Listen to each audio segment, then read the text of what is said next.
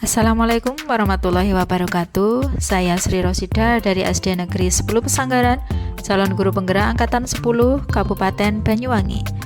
Saya akan memaparkan mulai dari diri modul 3.1 tentang pengambilan keputusan sebagai pemimpin dan analisis kasus di 5 etika. Adapun tujuan pembelajaran khusus adalah mengaktifkan pengetahuan awal atau prior knowledge tentang proses pengambilan keputusan sebagai pemimpin pembelajaran yang berada di antara berbagai pemangku kepentingan, di antaranya murid, orang tua murid, guru, yayasan, dan pihak komunitas sekolah. Beban dan amanah kepemimpinan adalah mengimbangi semua prioritas yang terpenting. Tugas saya dalam pendidikan adalah melakukan yang terbaik. Apa yang diinginkan kadang-kadang belum tentu itu yang terbaik. Dan untuk membuat perubahan, apalagi perubahan yang transformasional, pasti ada kritik. Sebelum mengambil keputusan, tanyakan apakah yang kita lakukan berdampak pada peningkatan pembelajaran murid. Menurut Bapak dan Ibu, apa pesan dari kutipan tersebut di samping? Jawaban saya adalah, menurut pendapat saya bahwa untuk melakukan perubahan ke arah yang lebih baik pasti harus kuat mental, karena pasti banyak kritik, dan kritik pedas adalah hal yang semakin memicu semangat kita untuk melakukan perubahan. Selalu refleksi setelah kita melakukan atau mengambil keputusan agar kita bisa selalu introspeksi diri, evaluasi, dan memperbaiki yang sudah kita lakukan. Lakukan terus tujuan kita supaya bermanfaat bagi banyak orang, bukan untuk menjadi yang terbaik atau sukses semata.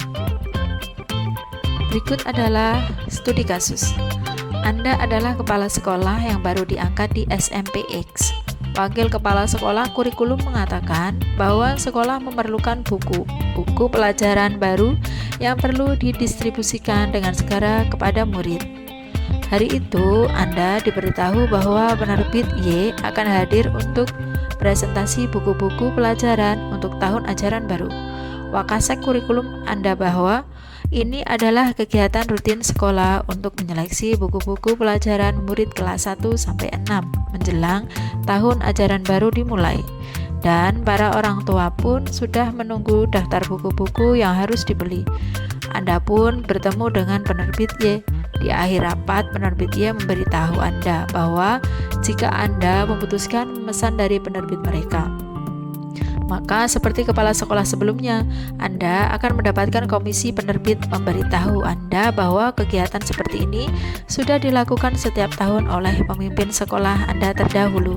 Penerbit Y juga mengatakan jika kerjasama ini sudah lama terbina dan mereka juga senantiasa memberikan buku-buku pelajaran yang diberikan sekolah. Apa yang akan Anda lakukan sebagai kepala sekolah?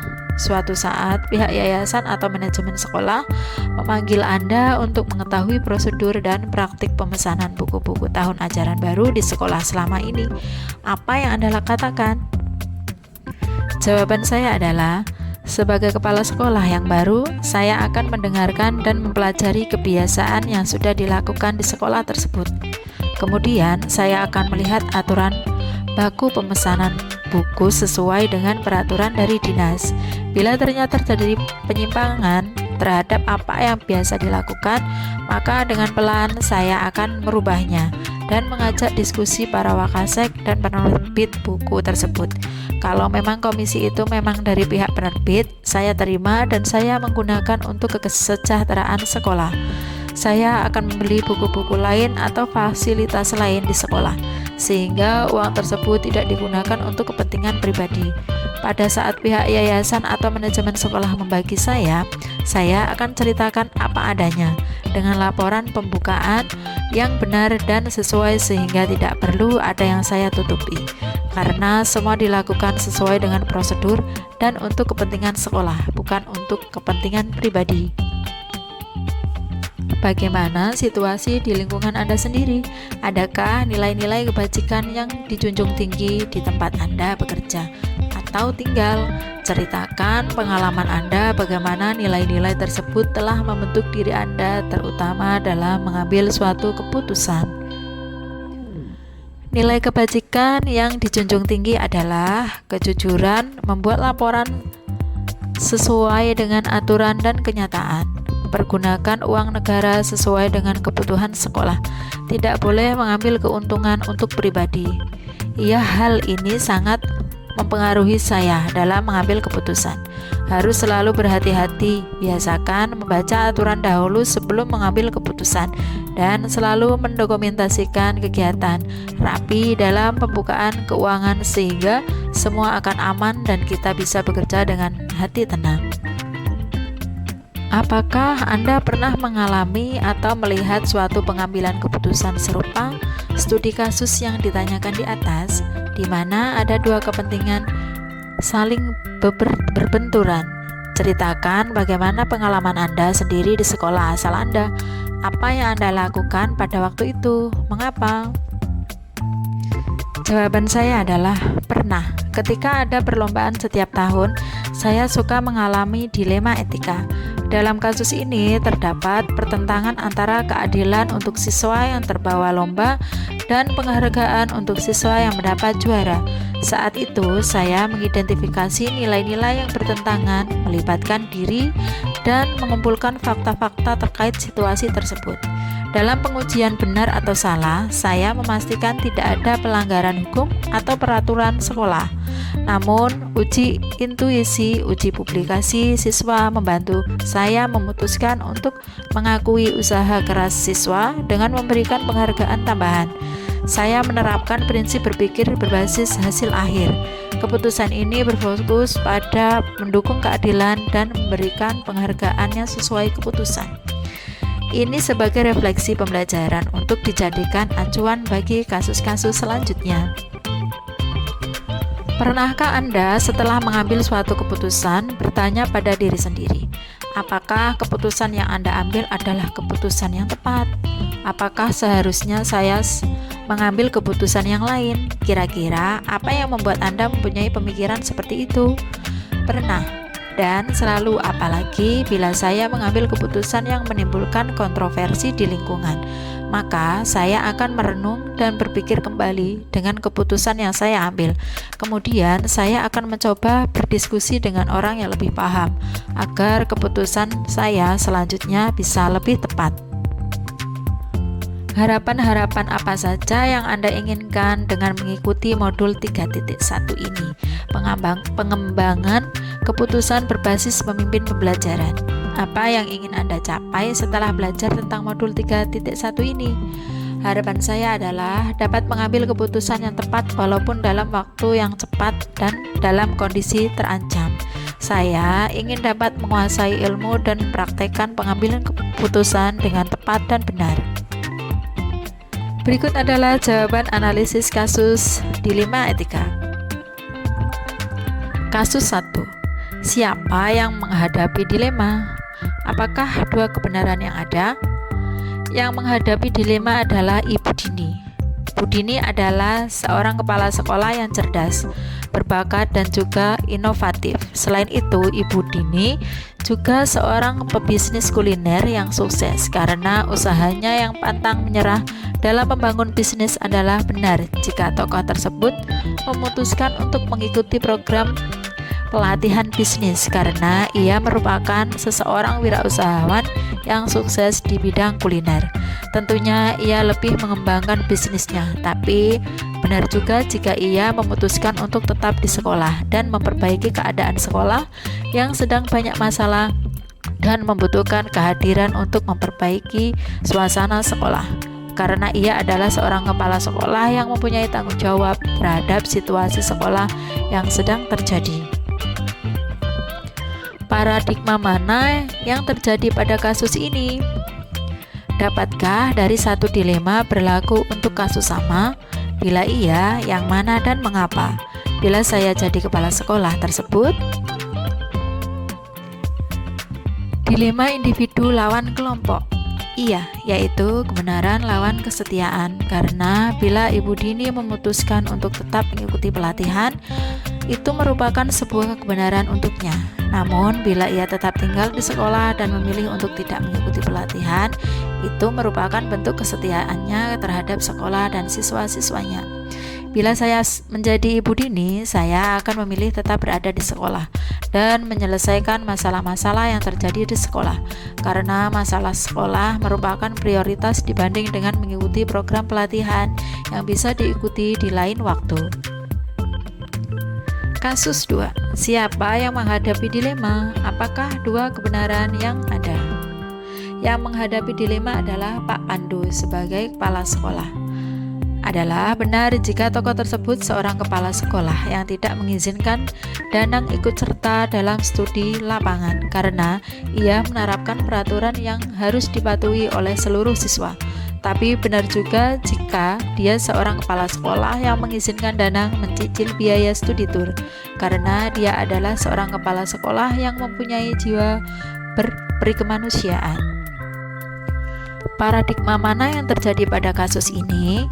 Dapatkah lebih dari satu dilema berlaku untuk kasus yang sama? Bila iya, yang mana dan mengapa? Bila saya menjadi kepala sekolah tersebut, dilema keadilan melawan rasa kasihan, yaitu dilema individu lawan kelompok. Karena Pak Pandu kebingungan antara memberikan izin untuk Danang ikut serta meski mencicil, artinya itu mementingkan individu Danang. Namun Pak Pandu juga harus memikirkan siswa lain yang tidak bisa ikut seperti Danang. Artinya Pak Pandu harus memikirkan akibat dari keputusannya terhadap orang tua murid lain serta siswa-siswanya. Bila saya menjadi Pak Pandu, saya akan mengkomunikasikan usulan dari orang tua Danang kepada orang tua murid yang tidak ikut serta karena kesulitan biaya. Jika mereka setuju dengan kebijakan saya sebagai kepala sekolah, maka Danang tetap ikut serta dengan mencicil biaya keberangkatan. Kasus 3. Siapa yang menghadapi dilema? Apakah dua kebenaran yang ada? Saya sebagai kepala sekolah. Adalah benar jika tokoh tersebut adalah kepala sekolah merasa kasihan dengan Pak Dodi karena ia yang harus menghidupi keluarganya dengan anak 3 yang masih kecil-kecil. Pak Dodi sangat membutuhkan pekerjaan ini, tetapi benar juga jika dia adalah seorang kepala sekolah yang harus menjunjung tinggi integritas dan kejujuran karena ia harus menjunjung tinggi komitmen sebagai kepala sekolah. Paradigma mana yang terjadi pada kasus ini? Dapatkah lebih dari satu dilema berlaku untuk kasus yang sama? Bila iya, yang mana dan mengapa? Bila saya menjadi kepala sekolah tersebut, dilema rasa keadilan lawan rasa kasihan. Yaitu dilema jangka pendek lawan jangka panjang. Yaitu ketika ia sebagai kepala sekolah harus mengisi formulir tentang pengendalian emosi, pengelolaan waktu, dan integritas, yang mana Pak Dodi dikeluarkan dari sekolah sebelumnya juga karena masalah pengendalian emosi dan integritasnya. Bila ia mengisi formulir dengan jujur, tentunya akan berpengaruh dengan kehidupan Pak Dodi dan keluarga, terutama masa depan anak-anaknya yang bisa jadi tidak bisa bersekolah bila ia mengisi formulir dengan jujur, sehingga menyebabkan Pak Dodi tidak bisa diterima bekerja. Bila saya menjadi kepala sekolah, saya akan mengisi formulir dengan sedikit lebih baik dari fakta, dikarenakan mempertimbangkan kondisi keluarga Pak Dodi yang membutuhkan biaya untuk membesarkan anak-anaknya. Namun sebelumnya saya juga akan mengkomunikasikannya kepada Pak Dodi agar bisa berkomitmen untuk memperbaiki diri dan komunitasnya. Berikutnya adalah kasus 4. Siapa yang menghadapi dilema? Apakah dua kebenaran yang ada? Yang menghadapi dilema adalah Pak Zulkarnain. Adalah benar jika tokoh tersebut adalah kepala sekolah akan mengadakan program pelatihan guru dalam bidang teknologi yang akan berguna dalam pembelajaran. Karena dengan program tersebut kemampuan guru-guru akan meningkat dan dapat menunjang dalam proses pembelajaran siswa. Tapi benar juga jika ia melaksanakan program outbound team building untuk memperkuat ikatan emosi dan sosial agar dapat kembali bekerja sama dalam sebuah tim dengan baik, serta bersemangat kembali ke sekolah, menyambut murid-murid belajar dalam pembelajaran tatap muka terbatas atau PTMT setelah 2 tahun pandemi, karena hal tersebut berguna untuk menyegarkan kembali emosi dan mental guru serta memperkuat kerjasama. Paradigma mana yang terjadi pada kasus ini? Dapatkah lebih dari satu dilema berlaku untuk kasus-kasus yang sama? Bila iya, yang mana dan mengapa? Bila saya menjadi kepala sekolah tersebut, dilema jangka pendek lawan jangka panjang. Dalam kasus ini hanya berlaku satu dilema, yaitu jangka pendek lawan jangka panjang, di mana bila Pak Zulkarnain memilih melaksanakan program pelatihan guru, itu akan berguna untuk proses pembelajaran ke depannya. Bila saya menjadi Pak Zulkarnain, saya akan memilih untuk melaksanakan program pelatihan guru, karena ini akan berdampak segera bagi anak didik, sedangkan program outbound dapat direncanakan pada tahun berikutnya. Demikianlah pemaparan saya tentang mulai dari diri pada modul 3.1.